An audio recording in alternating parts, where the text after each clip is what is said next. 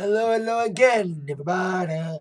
Zach Attack is here with the Atak Sportz for this Monday, June 29th, 2015. Hope everyone had a great weekend. There's some interesting sports stuff that happened this weekend, especially in the world of MMA, with both UFC and Bellator having events over the weekend. When it came to which one had a better card, I think UFC did a little bit better than Bellator. Bellator's had two events the last 2 weeks, and there were cards, with the main events of both Bellator events being fights that were boring and unexciting.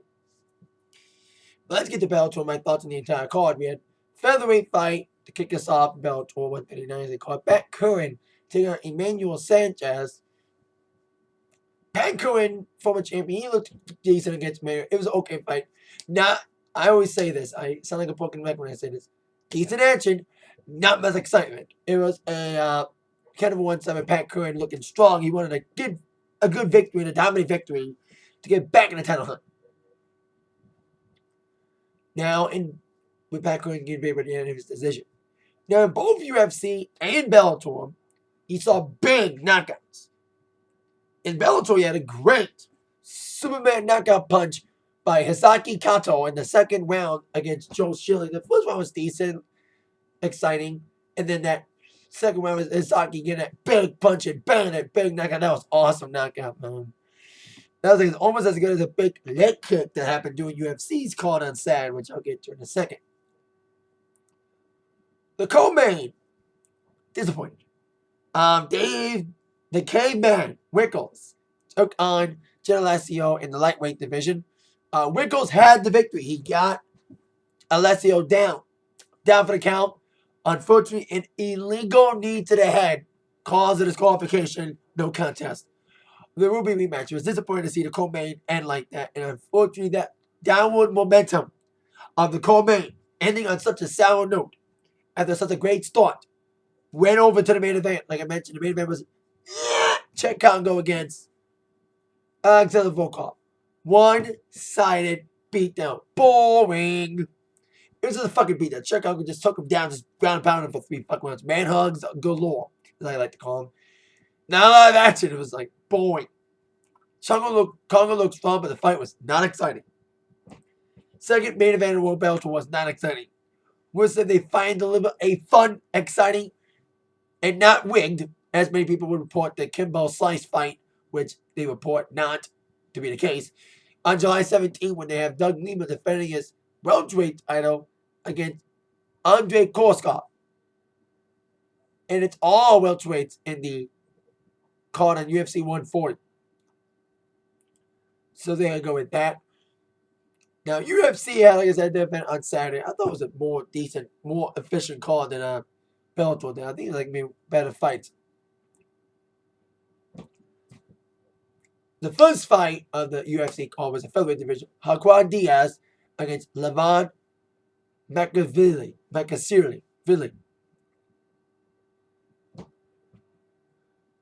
The old saying goes, I say this: if the decision is split, they didn't do shit. That's what happened during this fight. It was a fight not to lose, kind of. It was an okay fight, decent action, not much excitement. It was like a tussle. You couldn't tell who was winning because that one guy was taking control. So it was okay first fight to begin with. Then, ironic that both big knockouts were in the second fight of the cards of both Bellator and UFC, with Thiago Santos delivering a big, nasty head kick to Steve Bose. Both knockouts, the Superman punch and the Bellator and the head kick was awesome. I think the head kick was more vicious. But I like both. Then we had Antonio Carlos Jr. against Eddie Gordon in the middleweight division. I think Jr. better come back. He was getting his butt kicked from Eddie Jordan midway towards the fight, but he got that big submission near towards the end. So, great comeback. Then the co-main. I think the co-main was really fun, really exciting co-main. Very great pace from these two fellas. Lawrence Larkin against Santiago Ponzibino, and it was a great co-main. And it ended controversy like the co-main of Bellator. Very exciting co-main. Very good action with Lorenz getting the victory. TKO victory. So there you go. Great win for him. Main event. Middleweight division. Yoel Romero taking on Lyoto Machida, who needed a big win after his devastating loss to Luke Wildcard, where the losing streak continues for the former light heavyweight champion trying to fight in middleweight, as he got his butt kicked in the third round against Loa Romero. Knockout on the ground. That was a very impressive ending to that fight. The fight itself was just okay until it got to the third. It was like, it was not a fight. It was a thinking man's fight for what it was. So there you go. Big win for Yoel. So there you go. Decent UFC on Saturday. I think UFC, of course, got the big pay-per-view coming up on July 11th. UFC 189. As of this moment, Jose Aldo, who got injured, a bruised rib, is intent on competing against Conor McGregor in a very hyped, very highly promoted fight. We do not want another high-caliber main event to be kicked off of a UFC pay-per-view because of injury again. We've lost too many main events in UFC because of injuries. Now on to some TNA news. Well, TNA looks like they're going down the drain, as a lot of people left following Slammiversary. Since TNA taped a bunch of their episodes a couple days ago, all the impacts have been taped for the next 3 weeks. So a lot of people left after Slammiversary last night. I'm hearing they're going down the drain. They're hoping to do Battle for Glory, but it ain't going to happen. We crowned a new Activision champion on Thursday with Tigre Uno this past Wednesday, winning the title. He took on Manic and DJ Z in a three-way elimination at Slammiversary, retaining. Then Robbie E and Jesse Goddard, we knew this fight was going to go down between these two guys after the match broke up. Robbie E got the victory, getting revenge on his former pro-man partner. Then Bram, who's been taking on former TNA people, took on Vader this past Wednesday, but saw the return of the Blueprint, Matt Morgan. Man, a lot of people returning. People are leaving. I mean, Austin Aries is leaving. He defeated Davey Richards to do a 30-minute Ironman match for the 5th and decisive match of the best of 5 series between the Wolves and the Dirty Heels. I love this series of matches. I love their Foreman and Mayhem match last Wednesday. It was pretty good. Tag team affair, the knockouts. Awesome Kong and Book defeated all 3 members of the Dollhouse, Terrence Terrell, Jade, and Marty Bell.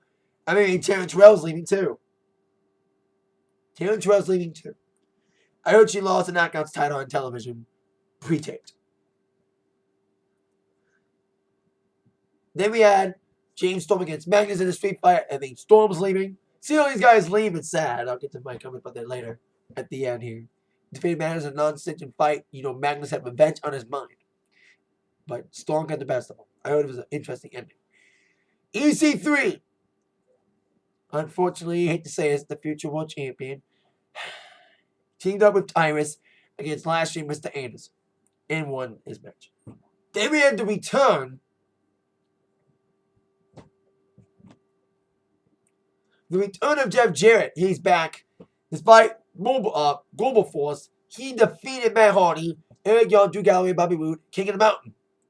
He's a King of the Mountain champion. I want to say a few things. TNA had bad booking for this pay-per-view. They only booked the matches like the week before.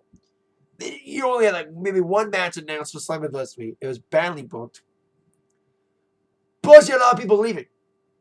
Like Chris Hemme left. Now I'm hearing Storm's leaving. Magnus is leaving. Terrence Wells leaving. And I'm hearing Kurt Angle just got injured again with his neck. And I'm hearing EC3 may become champion. That's another bad thing about Slammiversary. You didn't have a title match. Your main title match was a pre-taped. Pre-taped match that's going to air on Wednesday. Should have had it at Slammiversary, but now you're going to have the title change, a possible title change on the pre-taped Impact. It's going to air on Wednesday. And it may involve EC3. Sad. You won't give the title to anybody else. You won't give the title to, like, Lashley. You won't give the title again to, like, people like Aries who deserves it and Roode. Yet you're going to give it to a talentless douchebag like EC3. Nothing against his personality. Nothing against the person EC3. I love the heel character, but as a wrestler, he can't wrestle for shit. And you're going to give him the world title. Bullshit. That's why TNA is going down the drain. I bet you everybody who left TNA is either going to go to Ring of Honor or, more importantly, Global Force. We could see a Global Force invasion, but since Jarrett's not back, we'll see how this goes. But TNA is going down the drain. So there you go. Rest in peace, TNA. The downfall's coming soon. The rats have left the ship. And now it's a matter of time. It's just only a matter of time till TNA. We get to sing at last. Na na na na. Na na na na. Goodbye. Good riddance. It's something for TNA. I like this stuff. It's just, I've called them the Detroit Lions of professional wrestling. They have so much talent, but they fucked it up with bad decisions. And the bad decisions are finally catching up to them. Now onto a company that is also making bad decisions, but is not going down the drain as much as TNA is. WWE! And Raw tonight! Heading towards Battleground. Dumb decisions, having two matches that should be at SummerSlam on a B-list pay-per-view.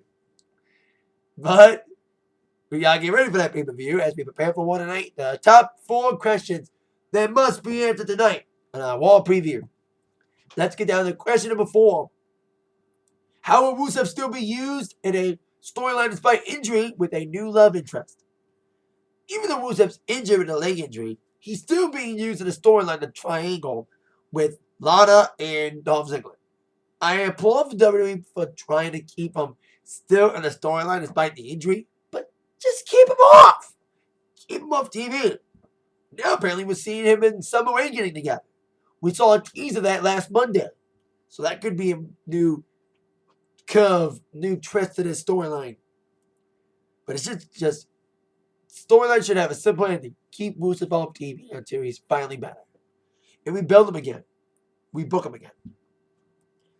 Speaking of a guy who's benefit from getting rebooked again and a great build-up for his match against Roman Reigns, that leads to question number 3. What mind games will Bray Wyatt continue to play on Roman Reigns? Reigns and Bray will face off at Battleground, and Reigns wants nothing more than to get a piece of Bray Wyatt. But the mind games are getting to him. We saw what happened on Monday on Raw, and tonight he's in a big main event tonight, which I'll get to in a second. Will Bray Wyatt get involved in that tag match? I expect him to get involved in it. Whether it's another mind game video or physical involvement, Bray Wyatt will be involved in that tag. For sure. Question number 2. Will any new matches be added for Battleground? We know the tag team title match is now made. Between the New Day getting the rematch against the prime time players. And of course, the matches that I wish were at SummerSlam, but not a B-list pay-per-view. Cena against Owens for the U.S. Championship. And Brock Lesnar against Seth Rollins for the WWE Heavyweight Championship. We also have the triple threat match. Big Show, Ryback, and Miz. Miz, I said it last week in my Raw review. I'll say it again. Miz is the third banana. He's the third banana in this scenario. It's all about Big Show and Ryback. Miz is just there just because of coincidence, just because of circumstances. Because he was in the wrong place at the wrong time. When he got knocked out by Big Show before IC title match. Question number 1. Will we go down in a tag team affair tonight? Well, I mentioned Reigns is in it. They won't shut down the Shield, huh? They won't make us forget about it. Despite Rollins feuding with Brock Lesnar and reuniting with the Authority against Lesnar last week, and Jimmy Noble getting injured. That's what I found out. The stretcher was for Jimmy Noble. I saw a stretcher. Corner of my eye. Jimmy Noble got taken out big time, broke a couple ribs. So we won't see half of J&J security for a while. It'll just be Jay security. Joey Mookie security. I'm pissed at Rollins reuniting the Authority. I thought they were going to build them up to finally break up the Authority for good. Maybe they're going to save that for SummerSlam against Triple H. Anyway, he will team up with Kane tonight since the reunion is so happening with him and the Authority. Back in the good graces, taking on Roman Reigns and Dean Ambrose, who's floundering following losing the Rollins at Money in the Bank once again, floundering in the mid-card again.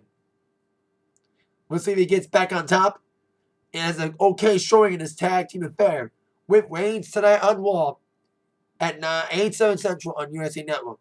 And side question, will Lesnar appear? Where I don't know how many Raws is Lesnar going to appear in before Battleground, but I expect Lesnar to make a few more appearances on Raw before Battleground. Tonight, we shall see. Especially wanting to get revenge or selling his injuries because he got a little leg injury. That could be a way to wind him up to make them be at SummerSlam instead of a B-list like Battleground. That's what I'm feeling. Battleground's just going to be full of screwy endings so the matches can happen again at SummerSlam. It's the only way to be at SummerSlam is screwy endings, and I don't like that. I don't know if they don't take the cheap way out. To make the matches happen again at SummerSlam, have screwy endings. And that is it for the Atak Sports Business Day. Thank you very much for watching with that in mind. You've all been attacked by the sports news from Zach. See you all later. Yeah.